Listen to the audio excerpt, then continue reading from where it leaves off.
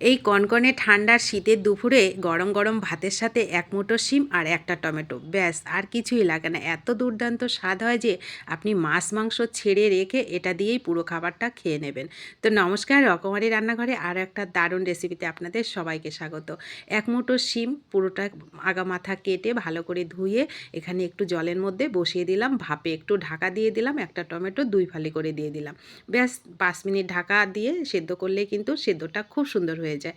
এইবার এটাকে আমি তুলে নেব একটা প্লেটের মধ্যে, নিয়ে টমেটোর খোসাটাকে ছাড়িয়ে নেব আর শিমগুলোকে একটু ঠান্ডা করে নেব। তারপরে শিলনোড়াতে হোক কিংবা মিক্সিতে হোক, যেখানে হোক আপনি এটাকে একেবারে মিহি করে পেস্ট করে ফেলুন। তো আমি একটা মিক্সি জারের মধ্যে দিলাম, টমেটোটা দিলাম, শিমগুলো দিলাম। অবশ্যই কিন্তু ঠান্ডা করে দেবেন। এক মুঠো ধনেপাতা এর মধ্যে দিয়ে দিলাম, খুব সুন্দর ফ্লেভার হবে, খেতে দারুণ লাগবে।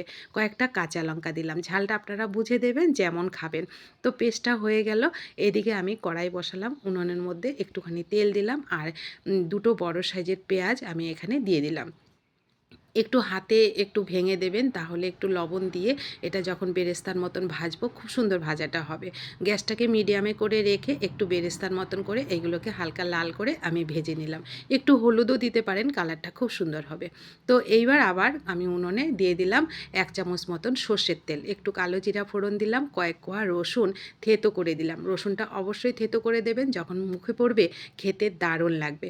তো রসুনটাকে হালকা ভেজে নিলাম। এইবার এই যে পেস্ট করা শিম, টমেটো আর ধনেপাতা, কাঁচা লঙ্কা এটা এর মধ্যে দিয়ে দিলাম। এর স্বাদ এত মজার হয়, গরম গরম ধোয়া ওঠা ভাতে আপনি 1 প্লেট হলেও ভাত বেশি খাবেন, এত সুস্বাদু খেতে হয়। পরিমাণ মতো লবণ হলুদ দিলাম আর মিক্সিটা ধুয়ে একটুখানি জলে এখানে দিয়ে দিলাম। আর এখানে 2 দানা চিনি দেব, স্বাদের খুব সুন্দর ব্যালেন্স হবে চিনিটা দিলে। তো বেশি দেবেন না চিনিটা, খুবই সামান্য একটু চিনি দেবেন। তো এইবার আমি গ্যাসটাকে মিডিয়াম টু লোতে করে রেখে শুধু এটাকে শুকনো করে নেব। ব্যাস হয়ে গেল। এইবার আমি এখানে যে পেঁয়াজটা রেখেছিলাম ওই পেঁয়াজটা হাফটা দেবো আর দুটো শুকনো লঙ্কা ভেজে রেখেছিলাম সেটাকে হাতে গুঁড়িয়ে এর মধ্যে দিয়ে দেবো। এই শুকনো লঙ্কার ফ্লেভারটাও খুব সুন্দর লাগে কিন্তু খেতে, যে কোনো ভর্তার মধ্যে।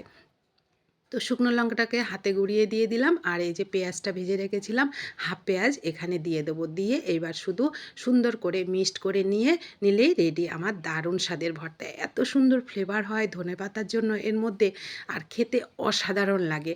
যদি না খেয়ে থাকেন এখনও, অবশ্যই খেয়ে দেখবেন। দেখবেন আপনার পুরো খাবারটা আপনি এটা দিয়ে শেষ করতে পারবেন, এত সুস্বাদু খেতে হয় এই শিম টমেটোর এই সুস্বাদু ভর্তাটা। এবার বাকি পেঁয়াজটা আমি উপরে দিয়ে দিলাম, দুটো শুকনো লঙ্কা একটু দেখার সৌন্দর্যের জন্য দিলাম আর 1 চামচ সর্ষের তেল দিলাম। এই সর্ষের তেলটা দিলে খুব সুন্দর ফ্লেভার হয় আর ঝাঁঝটাও হয়, খেতে দারুণ লাগে গরম ভাতে। তো রেডি হয়ে গেল দারুণ স্বাদের একটা ভর্তা। তো বন্ধুরা, কেমন লাগলো এই ছোট্ট সহজ রেসিপিটা অবশ্যই কমেন্ট করে জানাবেন। ভালো লাগলে ভিডিওটিতে প্লিজ একটা লাইক করবেন।